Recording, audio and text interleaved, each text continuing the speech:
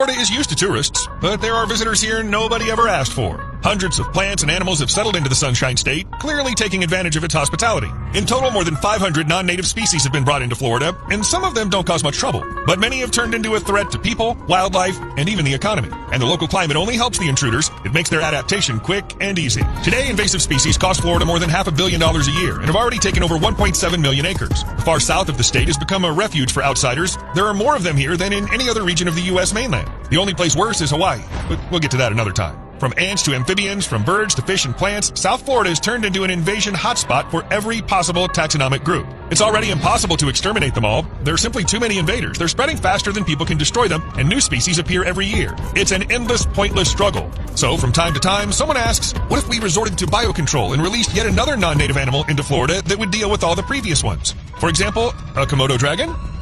How to provoke a dragon.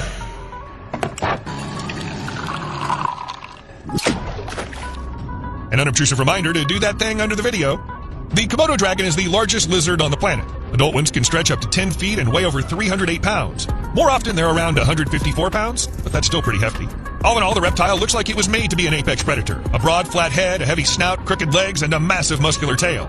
No wonder on their home islands, monitor lizards sit at the top of the food chain. They eat whatever they come across, from carrion to deer, buffalo, pigs, and even their own kind. And their appetite is insane. In one sitting, a lizard can swallow up to 80% of its own body weight. But the key point is they've been hunting outsiders for hundreds of years. Most of their current diet is made up of animals brought in by people. The lesser Sunda Islands, where the monitors live, were never connected to the mainland, and the only large herbivores there were dwarf elephants. Everything else I mentioned, deer, pigs, and other species, showed up together with humans. And the monitor adapted to that, turning into a universal hunter, equally effective at dealing with local and non-local animals. All in all, by every measure, it's the perfect versatile predator. Voracious, powerful, and second to none. In theory, this is exactly the kind of predator Florida needs. A Komodo dragon could keep virtually any invasive species in check, no exceptions. But the question is, can a creature from distant islands really survive in Florida? Turns out yes, and here it'll feel right at home, maybe even better than at home. On the lesser Sunda Islands in Indonesia, where Komodo dragons live, space is really scarce. It's a chain of small volcanic bits of land, tropics, heat, thick trees, dry season turning into wet, all in all a paradise, but a damned cramped one. And in Florida, there's way more room. The food's much more varied, and the conditions are perfect for a whole army of dragons. Florida really takes the crown when it comes to outsiders, being home to more non-native reptiles and amphibians than anywhere else on the planet. The subtropical weather keeps the state warm and humid all year, making it a perfect spot for animals usually found only in isolated tropical forests or far-off islands. In short, the conditions seem almost tailor-made for Komodo dragons. Hunting won't be a problem for them either. These predators rely on patience and stealth. They lie in wait for hours in the bushes or tall grass, then strike at their prey with powerful paws and sharp claws. Their teeth come next, serrated, shark-like. South Florida, with its thickets and wide grassy fields, is perfect for ambushes. So there we have it. If Komodo dragons were brought to Florida, they'd survive. They wouldn't freeze or die from lack of shelter. On the contrary, they'd feel right at home. Florida might actually be the chance for monitor lizards to avoid extinction. The thing is, Komodo dragons once roamed a huge range, from the Indonesian islands all the way to Australia. The times have changed. Since the 1970s, the only place on Earth where you can find them is Komodo National Park. At first, their situation seemed relatively safe, even though from 1996 to 2021, the International Union for Conservation of Nature listed monitor lizards as vulnerable. Yes, there were fewer than 1,400 adults left, but the population was considered stable, and hunting and other threats barely affected them. Everything changed in 2021. That year, the IUCN moved Komodo dragons to the endangered species list. The reason wasn't poachers or disease, it's the climate. Models showed that by 2040, rising sea levels could swallow 30 to 70% of their habitat. You see where I'm going with this? If the monitor lizard's native islands really sink under the ocean in a couple of decades, Florida could become not just a new hunting ground, but also the perfect refuge where these animals could survive in the wild.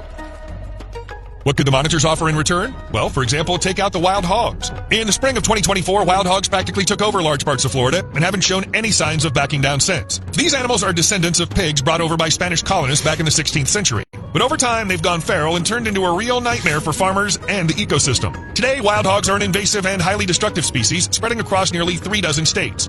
Their numbers have been climbing for several decades. In Florida, the situation is especially worrying. It's among the 5 states most affected by the outbreak. Wild hogs are found near the Everglades and on farmland. They feed on corn and acorns, wreck crops, and even pose a direct threat to farmers. The damage they cause is huge. Hogs spread diseases among humans and animals, destroy farmland and forests, and the economic losses from their actions are estimated at around $1.5 million a year.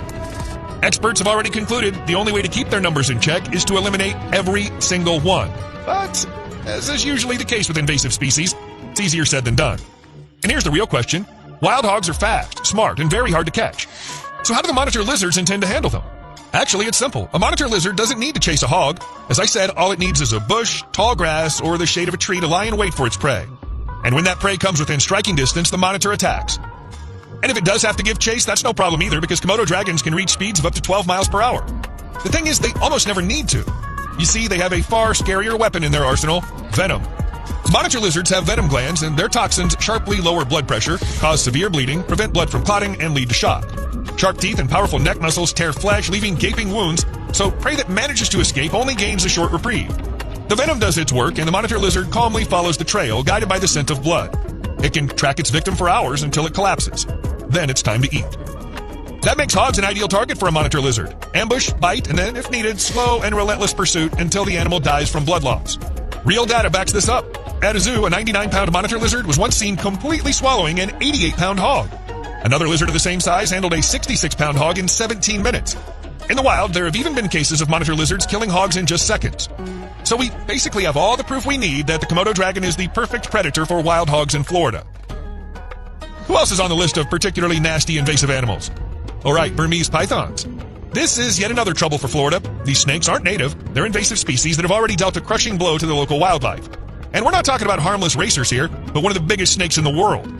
In Florida, adult pythons usually reach lengths of 6 to 9 feet, but the records are way more impressive. The largest one ever caught in the state stretched over 18 feet. Imagine 6 human steps, and the snake still doesn't end. The problem is that pythons are generalist predators. When scientists examined their stomachs, they found the remains of just about anything: mammals, birds, reptiles, even rare protected species. Pythons can eat prey weighing up to 100% of their own body weight. With such an appetite, they decimate local populations, completely emptying ecosystems in some regions. Researchers are still assessing the full extent of the damage, but it's already obvious that an adult Burmese python has almost no natural enemies. Humans are the only hunters, and even then not always successful. This is where the Komodo dragon comes into play. On its native islands, it lives side by side with reticulated pythons, the longest snakes in the world, and the third heaviest too. So a Burmese python wouldn't seem like some monstrous creature to a Komodo dragon, something impossible to handle, but more like an ordinary snack. And while I couldn't find examples of Komodo dragons attacking pythons, there's plenty of information about other large monitor lizards. For example, the Australian parentee hunts venomous snakes really well, like mulga snakes. They're actually a regular part of the monitor's diet. And in this video, there's another monitor of a different species, but the snake attacks it just like a python would attack a Komodo dragon, wrapping around its body. And the monitor manages to fight it off. However, it's not all so simple here, because large pythons are still something a monitor lizard should watch out for. A couple of years ago, a video went viral online. A giant Burmese python regurgitated a very big monitor lizard. It was filmed in Thailand. A few conclusions immediately come to mind. On one hand, a python can indeed kill a monitor lizard. That means a Komodo giant will have to be more careful when hunting. On the other hand, the footage didn't show a Komodo monitor, but its smaller relative. Komodo monitors have much better chances. Only the very young lizard should fear meeting a snake. An adult monitor could simply switch to smaller pythons, younger prey, and would always come out on top. The whole story isn't exactly clear. It's not certain that the python actually killed that lizard. Maybe it just picked it up already dead. And then the story looks completely different. By the way, regurgitation works both ways. There are known cases where monitor lizards themselves regurgitated pythons. And that means a monitor lizard is quite capable of killing and eating a snake, even if it's not a Komodo dragon, but a smaller species. Everything sounds like a perfect plan. Hogs make good food, pythons too, and the list could go on forever. Florida has no shortage of outsiders: mammals, birds, reptiles, and the monitor lizard can turn them all into prey. Sounds tempting? Don't get too excited yet. Let's first look at the pitfalls. Moreover, Florida already has experience with other monitor lizards, and to put it mildly, it hasn't gone well. We're talking about the Nile monitor. This semi-aquatic lizard doesn't naturally live in Florida, but once it showed up here, it quickly became an invasive species. It's versatile in every possible way. It hunts on land, underground, in trees, in fresh and salt water, and it basically eats anything that moves, or doesn't move. Crabs, crayfish, mussels, snails, slugs, termites, caterpillars, beetles, spiders, grasshoppers, crickets, fish, frogs, toads, lizards, turtles, snakes, baby crocodiles, birds and their eggs, small mammals. In short, the list just goes on forever. The sprawling network of canals in South Florida only made things easier for them. These canals became corridors for spreading out. As a result, the Nile monitor turned into a serious threat to species protected at both the state and federal level. Sea turtles, wading birds, gopher tortoises, and even the American crocodile were all at risk. The situation in Cape Coral looks particularly worrying. It's home to the largest population of burrowing owls in Florida, and at the same time, the largest known population of Nile monitors. Ecologists are also noticing the disappearance of pets and even feral cats in the area. The Nile monitor also competes with local predators. In Africa, they're known to raid crocodile nests, eat eggs, and hunt young crocodiles. Naturally, such behavior could happen in a new location too. Overall, Florida already has one non-native monitor, and it's brought nothing to nature but trouble. but let's just put it in perspective. Nile monitors usually grow from just over 3 feet to more than 6 feet. The largest can get up to 8 feet. Their weight, though, varies a lot. Some studies report 1.8 to 3.3 pounds, others 13 to 33 pounds. That's quite something, but still nowhere near the records. Now look at the Komodo dragon. As I mentioned at the beginning of the video, males can reach 10 feet and tip the scales at over 308 pounds. The difference is massive. You could even say one Komodo dragon weighs as much as a whole group of Nile monitors. And this is where it gets really interesting. If a relatively small and gluttonous monitor like the Nile monitor has already caused so many problems in Florida, just imagine what a Komodo dragon would do. But even if we set aside the simple logic of the bigger the animal, the bigger the trouble, there's another scenario. 2 monitors, 2 different sizes. The Nile monitor has already taken the niche of a small predator that eats pretty much anything, but big prey is out of its reach, and this is exactly where the Komodo dragon comes in. It's big, powerful, and capable of hunting mammals that are completely out of the Nile monitor's league. In the end, it's not about swapping one species for another, but about creating a partnership. 2 ravenous predators will exist side by side, one eating eggs, birds, and small critters, the other going after everything else, from boars to deer. For the monitor lizards, it'll be an all-you-can-eat buffet, but for the local fauna, a catastrophe. Speaking of local fauna, what's the situation with the predators there? The Komodo dragon will have to share space with them somehow. South Florida is the only place where the American crocodile and the Mississippi alligator live side by side. These are local predators, and obviously they don't need any biological control. On the islands, Komodo monitors don't have any rivals like that. Alligators never made it here, and saltwater crocodiles, which used to be found in coastal areas and mangrove swamps, have long disappeared. So for the monitor, this is a new and unfamiliar enemy. At first, it might not even know how to deal with crocodiles. We also don't have a single example in the wild where these species have met each other. All we can do is make guesses, and these guesses don't favor the monitor. Alligators and crocodiles are huge, fierce, some of the deadliest reptiles in the world. Male Mississippi alligators reach 10 to 16 feet in length and weigh hundreds of pounds. Their dark, thick scales protect them well from attacks. On land, they may seem clumsy, but in the water, they turn into fearsome swimmers with tails that act like a screw and also like a club. They grab their prey suddenly and perform a death roll, tearing chunks of flesh. Their bite force exceeds 136 atmospheres, enough to crush bones easily. Of course, the Komodo dragon isn't defenseless either. It has sharp claws, a muscular tail, and a dangerous bite with venom glands. Cornered, it can swing its tail or slash with its claws. But against an alligator, that might not be enough. It has 2 thick skin, powerful jaws, and the advantage in water.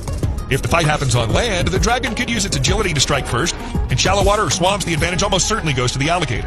And even if they faced off at the same weight and length, the alligator would win thanks to its jaws, plus the ability to drown its opponent. So in its natural habitat, the Komodo dragon is the undisputed master, the apex predator with nothing to fear. But in Florida, it would have to step aside at the top of the food chain. The next opponent, the Florida panther. This is a separate population of the North American cougar that survived only in South Florida. It lives in pine forests, tropical pine savannas, and freshwater swamps. It's the only confirmed population of cougars in the eastern U.S., and now it occupies a mere 5% of its historic range. As of 2024, about 200 individuals remain in the wild. And let's be clear, in Florida, the panther is the real boss. It's the apex predator that almost no one can challenge, but the species is dying out. The main threats are habitat loss, plus car collisions and fights between panthers over territory. And now it seems we're about to bring into Florida an animal that might even prey on panthers. And this is the second time already. Burmese pythons can attack panthers, and sometimes they actually eat them. For the local mammals, this must have been a shock. They just don't know how to deal with these huge invasive snakes. The Komodo dragon isn't much different in this sense, a big venomous beast, and nobody really knows what to do with it. The panther has claws, teeth, speed, agility, but all of that becomes meaningless if a dragon jumps out of hiding and lands a successful bite. The panther will die from blood loss. A Burmese python still needs to be pretty huge to swallow its prey whole. A Komodo dragon doesn't have that problem. It can tear chunks off, so even a big cat would get eaten completely. All in all, a panther is hardly a threat to a Komodo dragon. If anything, we'd be introducing a new apex predator that would finish off a species already on the brink of extinction. But there's one more factor we can't overlook: cane toads. We recently mentioned that they can be deadly to Komodo dragons. That's because back in the toad's homeland, Australia, lizards die en masse from their poison. No local predators are adapted to their toxin. But back then, it was mostly theoretical, because cane toads don't live in the Komodo dragon's habitat. But if we move the dragons to Florida, the threat would become real. Toads were brought here back in the 1930s and 40s to deal with sugarcane pests, with more introductions in the 1950s and 60s. Some